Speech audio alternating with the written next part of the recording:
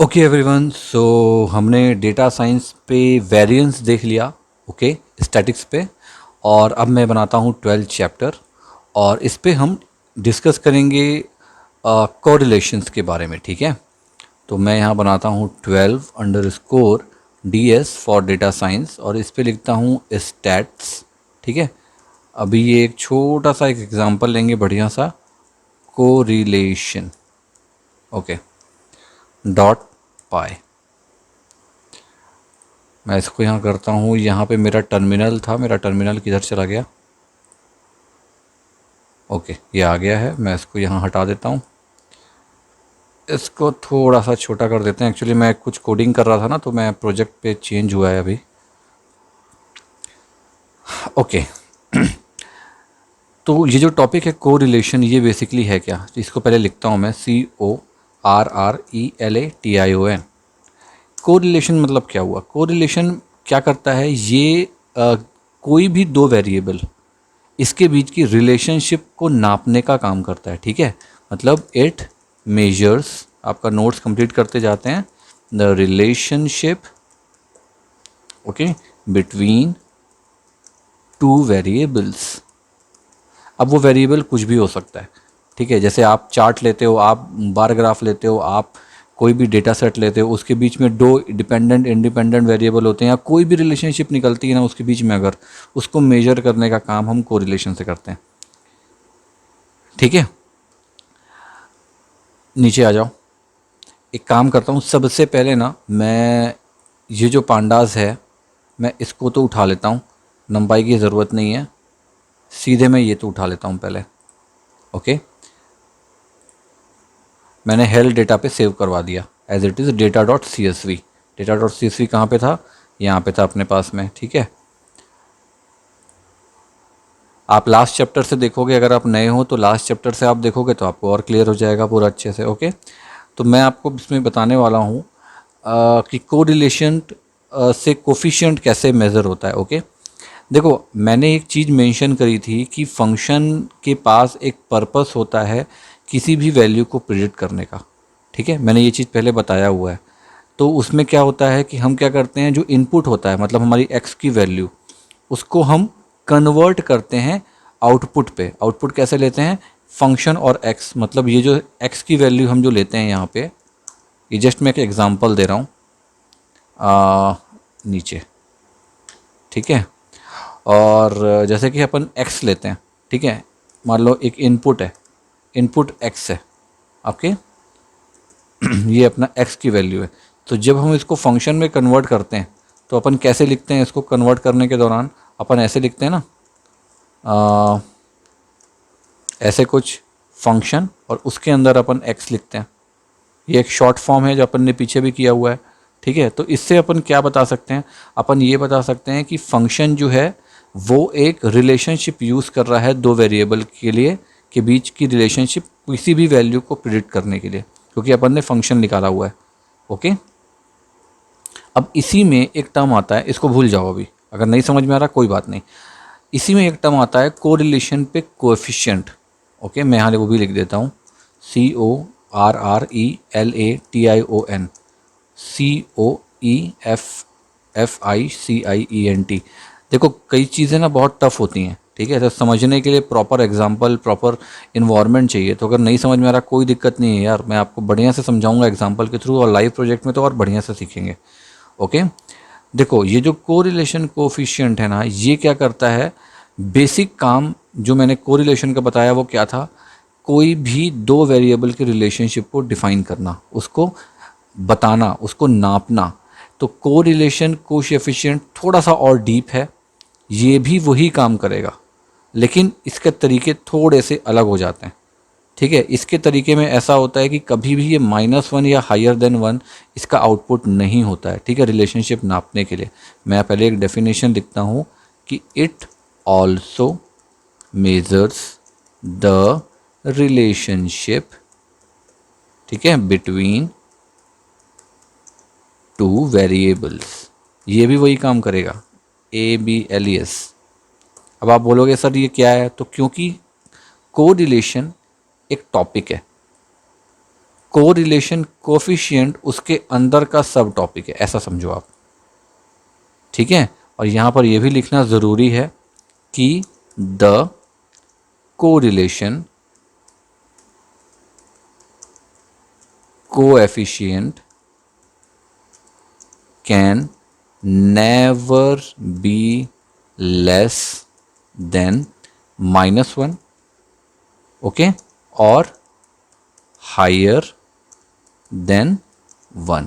इस चीज़ का ध्यान हमेशा रखना, तभी आप प्रॉपर नाप पाओगे, ठीक है।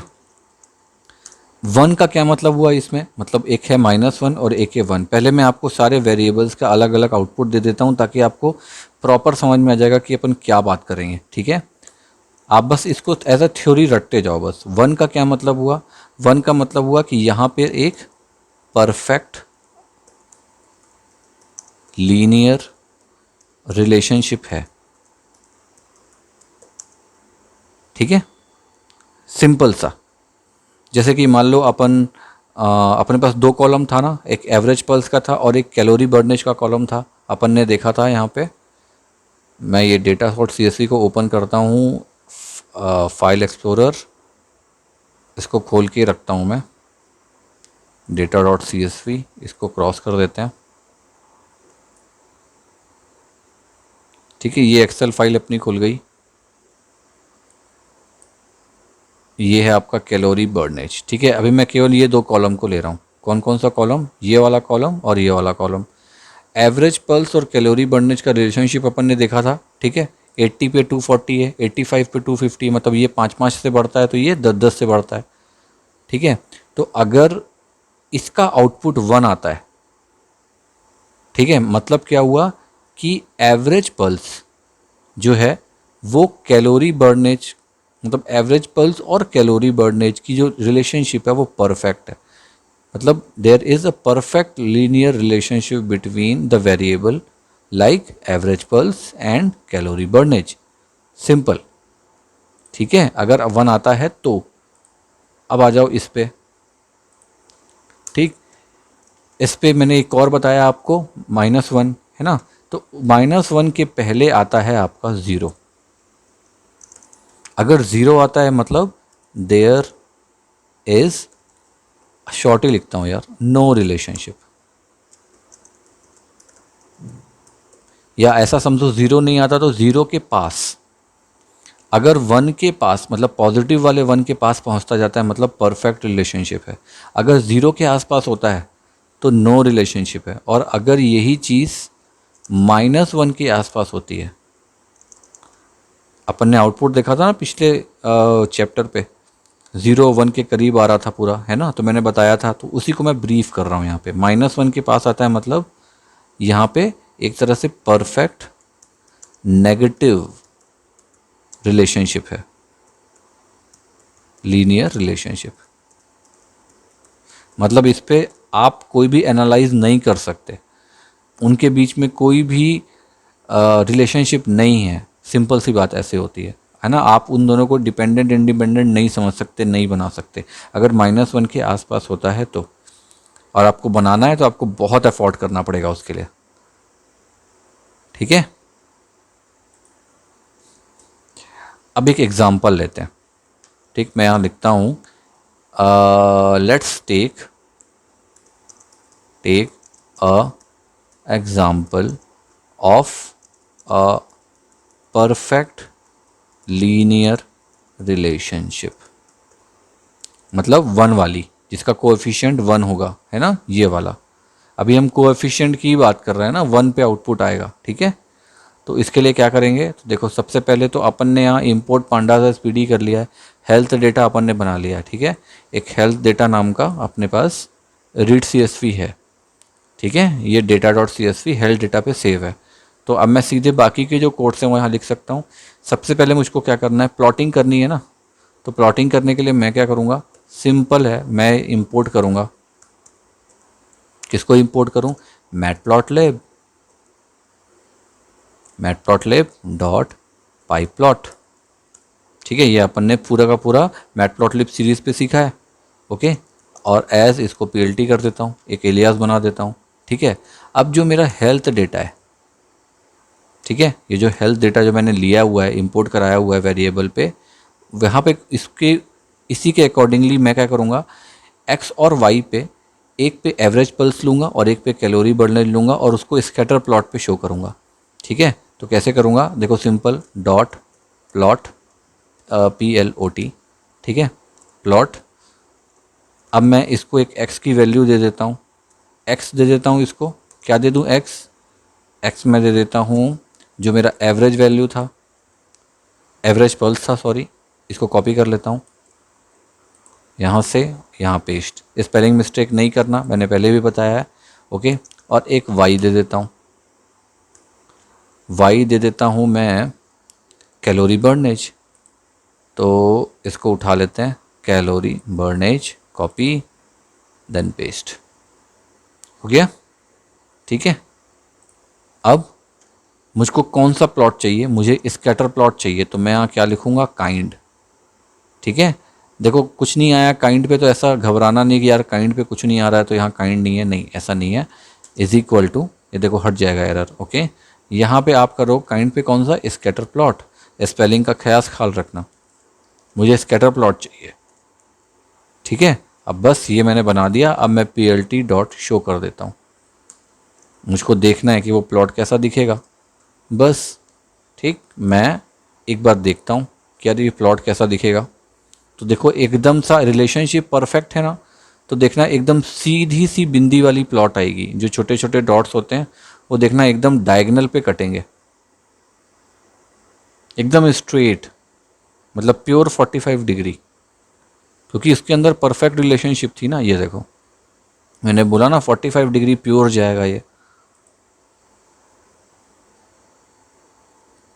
ठीक है, ये जो है ये एक परफेक्ट लीनियर रिलेशनशिप है, क्योंकि ये अपन ने पहले भी देखा हुआ है। क्योंकि क्या हो रहा है, एक दूसरे पे डिपेंडेंट है ना वेरिएबल, जैसे ही वो 5 बढ़ता है ये 10 बढ़ता है, और यही सीरीज कंटिन्यू चलती जा रही है जो अपन ने देखा था यहाँ पे, है ना। जैसे ही ये 5 बढ़ा ये 10 बढ़ा, फिर ये 5 बढ़ा फिर 10 बढ़ा, फिर ये 5 बढ़ा फिर 10 बढ़ा, मतलब इनकी रिलेशनशिप परफेक्ट है चाहे कोई भी सिचुएशन हो। ठीक है, ये है आपका पॉजिटिव का एक प्यारा सा एग्जांपल कि एवरेज पल्स और कैलोरी बर्नेज की अपन रिलेशनशिप कितने बढ़िया से हो सकती है। अब अगर सेम चीज़ें मैं परफेक्ट नेगेटिव रिलेशनशिप पे लूँ, मतलब जहाँ पे कोएफिशिएंट कितना हो जाएगा, -1, तो क्या होगा मालूम, ये ग्राफ कुछ ऐसा जाएगा, इस तरीके का जाएगा, उल्टा। उसका भी देखो एग्जांपल लेते हैं एक, यहाँ लिखता हूँ, now example of a perfect negative linear relationship।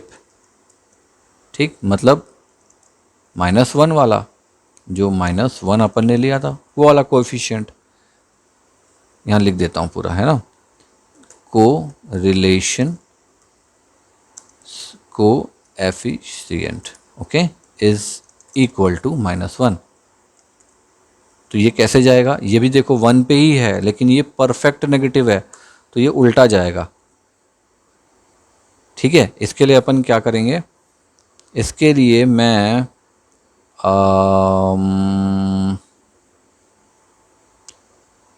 एक काम करता हूँ,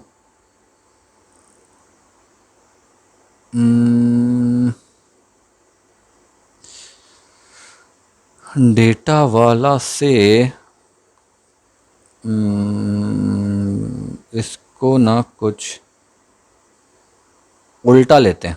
ठीक है, देखो मैं दिखाता हूँ कि अब इस वाले इस पे तो अपन ले नहीं सकते ना इसको, क्योंकि मुझे एग्जांपल दिखाना है, तो मुझे कुछ उल्टा टाइप का लेना पड़ेगा। तो चलो मैं एक काम करता हूँ, मैं यहाँ पे करता हूँ इम्पोर्ट, पहले तो पांडाज SPD करो क्योंकि मुझे उठाना है। ठीक है, और जो, ठीक है मैं कुछ सोचता हूँ, इंपोर्ट करता हूँ। पहले तो मैटप्लॉटलिब करो, मैटप्लॉटलिब .pyplot है ना, एज PLT। ठीक है, और यहाँ पे क्या करता हूँ, एक नेगेटिव अंडर स्कोर कोरिलेशन, इतना ऐसे करके एक वेरिएबल लेता हूँ और इस पे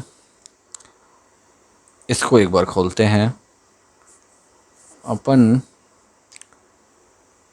इसको ले सकते हैं ना, आवर, वर्किंग आवर है क्या ये वर्किंग आवर है, किस हिसाब से है, ओके।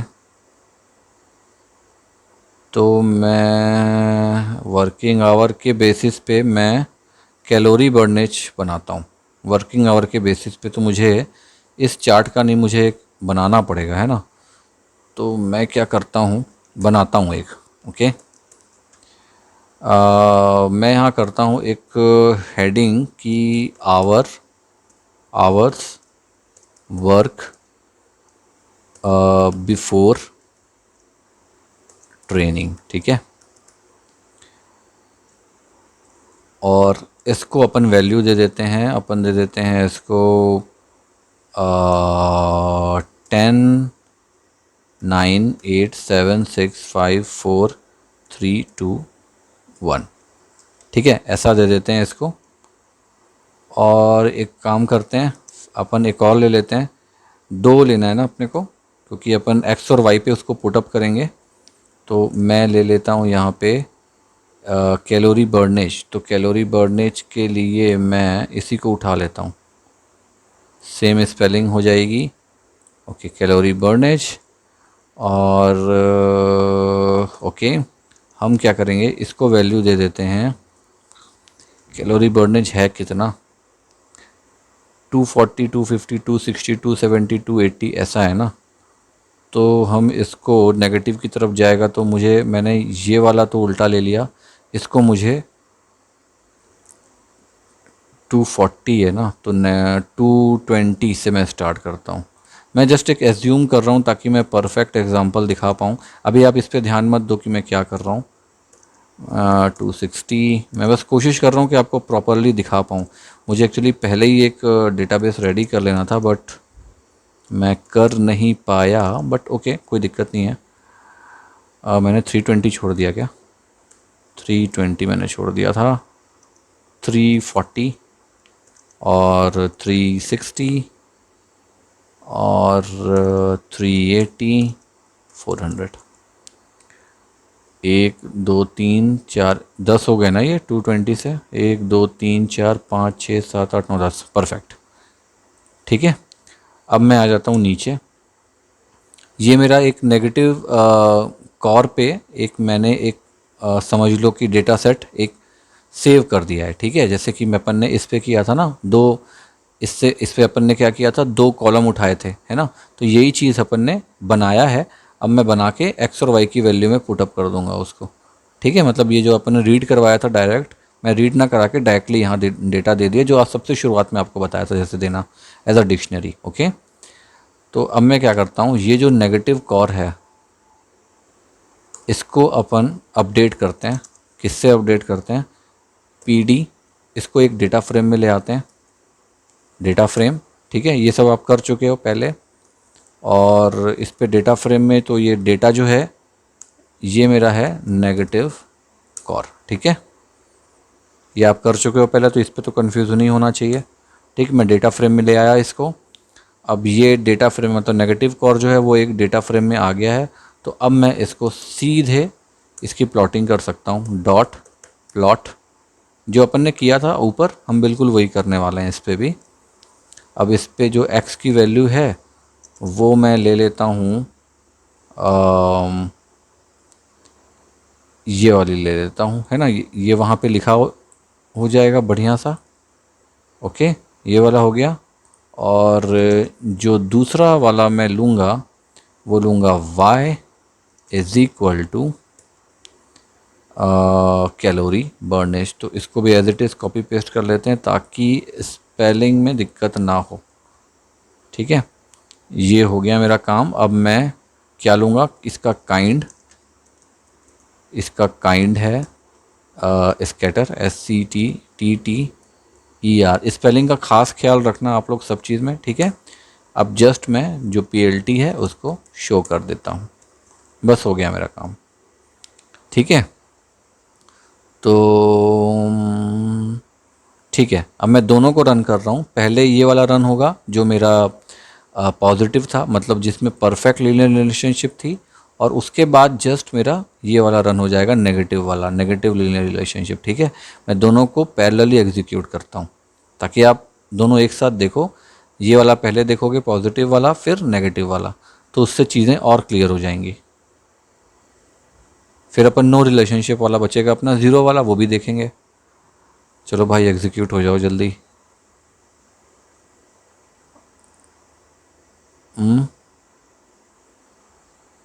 ये हो गया।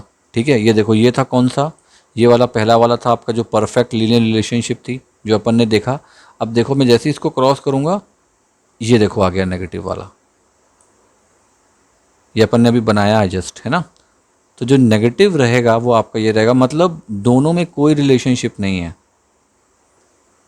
ठीक है, आप समझ गए, कोई रिलेशनशिप नहीं है भाई दोनों में, वो दूर दूर तक नहीं है। देखो कितना दूर है, एक 10 पे है और एक 400 पे, इस तरह से समझो आप। यहाँ पे तो क्या देखो, ज़ीरो से शुरू हो रहा था, परफेक्ट था, पास पास था ना। यहाँ पे तो हर चीज़ दूरी है, मतलब ये अपन ने जस्ट उसका अपोजिट किया है। परफेक्ट का अपोजिट नेगेटिव परफेक्ट। ठीक है, वो नेगेटिव साइड से परफेक्ट है। आप ऐसे ले लो, 1 - 1।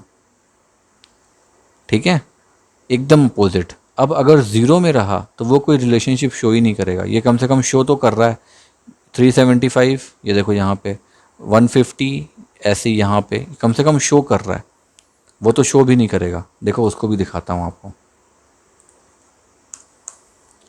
यहाँ पर लेता हूँ example, EXAMPLE of no linear relationship.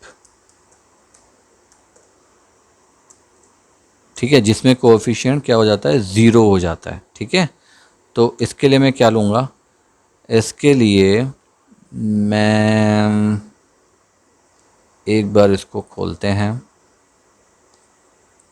अपन ये वाला कॉलम उठाते हैं इस बार, मैक्स पल्स। तो अगर मान लो मैं मैक्स पल्स को कोई चीज़ दूँ ही ना, ठीक है, या फिर मैं एक काम करता हूँ कि इसको थोड़ा सा बड़ा करते हैं। एक कॉलम कहाँ गया, ये है, ड्यूरेशन और मैक्स पल्स को लेते हैं 120, ये परफेक्ट इस पे बैठेगा। ये कैसे मैं जज किया, ये थोड़ा सा टाइम आएगा तो मैं आपको बताऊंगा, स्टेप बाय स्टेप अपन बढ़ेंगे। अपन ड्यूरेशन और मैक्स पल्स को लेते हैं, ठीक है, और उस पर नो रिलेशनशिप मेंशन करते हैं, क्योंकि देखो ड्यूरेशन और मैक्स पल्स का आपस में कोई कनेक्शन नहीं है। इतना ड्यूरेशन हो गया तो 130 मैक्स पल्स, 45 हुआ 130, 30 120, कोई रिलेशन नहीं बैठ रहा है इस पर। 45 140 है ना। मैं रुको इस पर बढ़िया सा इसका एक एग्ज़ाम्पल लेता हूँ।